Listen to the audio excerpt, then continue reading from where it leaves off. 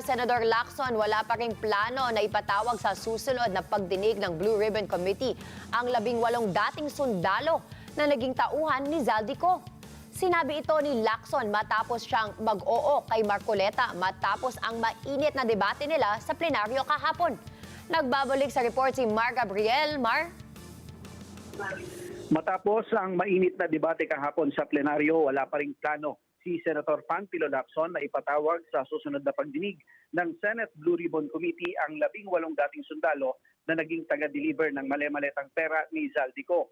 Ayon kay Senator Lacson, hindi kapanipaniwala ang pahayag ng mga sundalo kaugnay sa delivery ng 805 billion pesos na cash at tila may plano rin daw ito ng destabilisasyon. Git ni Lacson, bakit niya naman ipapatawag sa pagdinig ang mga sundalo kung alam niyang maaari itong mag-udyok ng destabilisasyon at gulo na maaaring makihalo pa ang mga tauhan ng Armed Forces of the Philippines. Sinabi ni Lacson, kahit na nag-oo siya kahapon kay Marcoleta na ipatatawag ang mga individual na nabanggit sa privilege speech nito sa kondisyon na lalagdaan ni Marcoleta ang partial committee report ng BRC. Paliwanag niya hindi naman pumasa si Marcoleta sa kanyang kondisyon.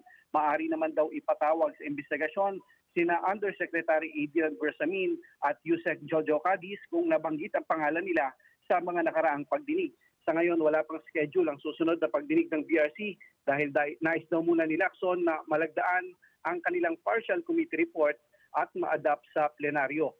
Samantala, nakahanda naman daw si Senator Lacson na muling bumuelta kay Senator Marcoleta kung babanatan siyang muli nito matapos ang mainit na debate nila sa plenaryo kahapon.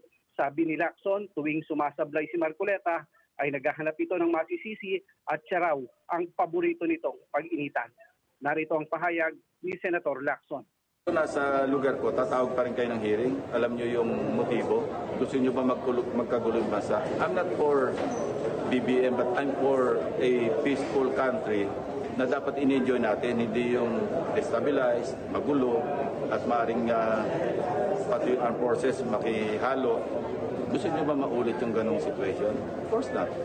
Naghahanap siya na masisisi eh. Ako yung paborito niyang sinisisi eh. For all his miseries.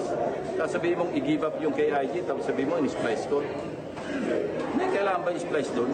Bakit kayo ang favorite niyang sisihin, sir? Ha? Ba't kaya kayo ang favorite niyang sisihin?